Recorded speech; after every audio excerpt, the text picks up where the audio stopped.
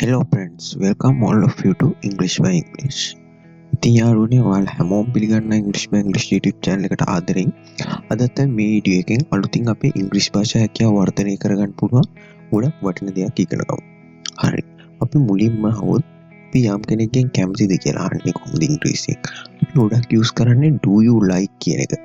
ඒත් මේ භාවිතය හරිද? මේක grammatically හරි අපි මේක යොදාගත්ත කියලා කිසිම වැරැද්දක් නැහැ. ඒත් මෙතන තියෙන ප්‍රශ්නේ තමයි අපි මේක එදිනෙදා භාවිතයේදී යොදාගන්න එක හරිද නැද්ද කියන එක. මොකද ගොඩක් native speakers ලා do you like කියන වචනය භාවිතා කරන්නේ. ඒගොල්ලෝ මේකට යොදාගන්නේ වෙනම කියමන. අපි අද මේ වීඩියෝ එක ඉගෙන ගමු මොකද්ද මේ ඒගොල්ලෝ do you like කියන එක වෙනකොට යොදාගන්න අලුත්ම දේ කියලා. ඉතින් ඔයාලා වීඩියෝ එක ඉවරනකම්ම රැඳිලා ඉන්න. එතකොට ඔයාලට පුළුවන් මේ do you like කියන එක වෙනකොට native speakers ලා භාවිතා කරන මේ දේ හරි විදිහට ඉගෙන ගන්න. ඒ වගේ මතක් කරනවා තාම channel එකට අලුත් කෙනෙක් නම් දැන්ම subscribe කරලා channel එකත් එක්ක එකතු වෙන්න. මොකද ඒකෙන් පුළුවන් ඔයාලට ඔයාගේ ඉංග්‍රීසි භාෂාව හැකියාව වර්ධනය කරගන්න ලොකු උදව්වක් ලබා ගන්න.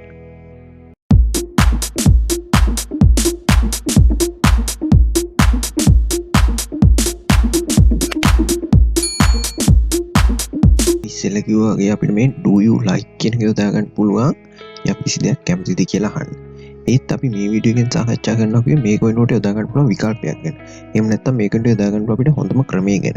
හරි අපි දැන් බලමු මේ ක්‍රමය මොකක්ද කියලා. අපිට මේ do you like කියන වෙනුවට are you into කියන එක යොදා ගන්න පුළුවන්. අපිට මේක කෙනෙක්ගෙන් යම් කිසි දෙයක් එයා interest ද එහෙම නැත්නම් එයා කැමතිද කියලා අහන්න යොදා ගන්න පුළුවන් මේක do you like කියන එක වෙනුවට වගේ. ඒ වගේ මේක ගොඩක් ප්‍රායෝගිකයි මොකද ගොඩක් native speakers ලා භාවිත කරන්නේ are you into කියන එක do you like කියන එක ඒගොල්ලෝ භාවිත කරන කොටක් අඩුයි ගොඩක් භාවිත කරන්නේ මේ are you into කියන එක. ඒක ඔයාලා හොඳට මතක තියාගන්න. හරි. දැන් අපි මේ pattern එක කොහොමද practice කරන්නේ? ඉතින් අපිට මේක practice කරන්න අනිවාර්යයෙන් අපිට මේක භාවිත කරන්න වෙනවා. ඉතින් අපි බලමු මේක කොහොමද භාවිත කරන්නේ කියලා. මේ වගේම ඔයාලා මෙතන මතක තියාගන්න ඕන දෙයක් තමයි මේ are you into කියන එකට පස්සේ අපි යොදා ගන්න ඕනේ noun එකක්. අපි ඒක බලමු මේක උදාහරණ මගින් සාකච්ඡා කරලා කොහොමද මේක ප්‍රායෝගිකව යොදාගන්නේ කියලා. හරි. අපි උදාහරණ වලට ආවහම are you into cricket? ඒ කියන්නේ මොකද්ද? ඔයා ක්‍රිකට් වලට කැමතිද? එතකොට අපි ඔයා ක්‍රිකට් වලට කැමතිද කියලා අහන්නේ are you into cricket? are you into playing games? ඒකේ තේරුම මොකද්ද? ඔයා ගේම් ගහන්න කැමතිද? are you into playing games? ඔයා ගේම් ගහන්න කැමතිද? මං කිව්වා මෙතනයි into වලට පස්සේ noun එකක් යොදා ගන්න ඕන කියලා. ඉතින් pay කියන ක්‍රියාපදය අපි ing යොදලා ඒක noun එකක් වඩ පත් කරගෙන are you into playing games කියලා තමයි මෙතන භාවිත කරන්නේ. are you into pay games කියලා අපිට භාවිත කරන්න බෑ.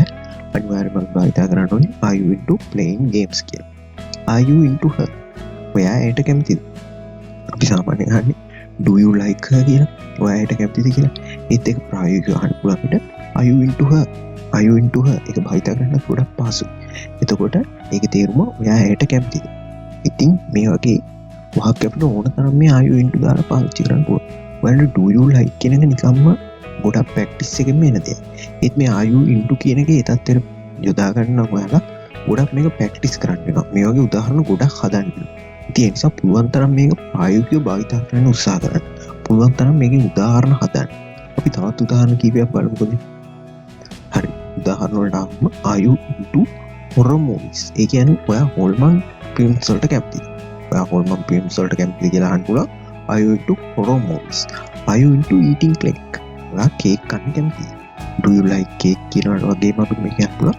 are you into eating cake? ඔයා කේක් කන්න කැමතිද? ඉතින් ඒක හරිම පහසු භාවිතයක්. ඒ වගේම ගොඩක් ප්‍රායෝගික භාවිතයක්.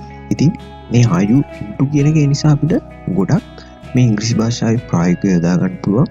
ඒ වගේම ගොඩක් සරල වාක්‍ය ඛණ්ඩයක් ගොඩක් සරල පැටර්න් එකක් do you like කියන වෙනකොට යොදා ගන්න පුළුවන්. ඉතින් do you like කියනකොට මේ are you into කියලා කතා කරනවා නම් ඔයාගේ කතාව නිකම්ම ලස්සන වෙනවා. ඒ වගේම අර native speaker කෙනෙක් ගාවට වගේම ඔයාගේ කතාව ලං කර ගන්න පුළුවන් වෙනවා. ඒ වගේම යාලා කියන දේ උත් වෙනට එතකොට තේරුම් ගන්න පුළුවන්.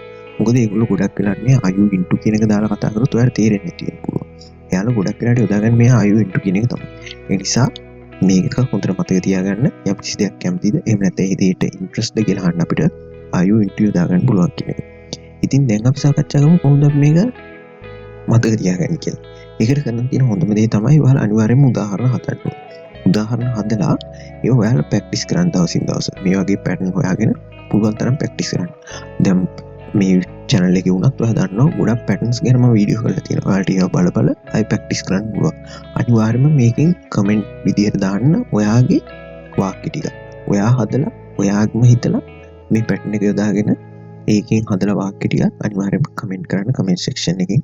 අපි ඒවත් වැරදි තියෙනවා නම් සාකච්ඡා කරමු අනිවාර්යයෙන්ම comment section එකේ. ඉතින් ඔයාලට මේ වීඩියෝ එක ගැන යම්කිසි ප්‍රශ්නයක් තියෙනවා නම් මේ pattern එකේ තේරෙන්නේ නැති තැනක් තියෙනවා නම් අනිවාර්යයෙන්ම යටින් comment කරන්න. අපි හැමදේම comment section එකෙන් අනිවාර්යයෙන්ම සාකච්ඡා කරමු. හරි අපි එහෙනම් තවත් මේ වගේ වීඩියෝ එකකින් හම්බෙමු. So thank you for watching video. I will look forward to see you in next video. Please work hard to achieve your goal and practice your English day by day. Thank you.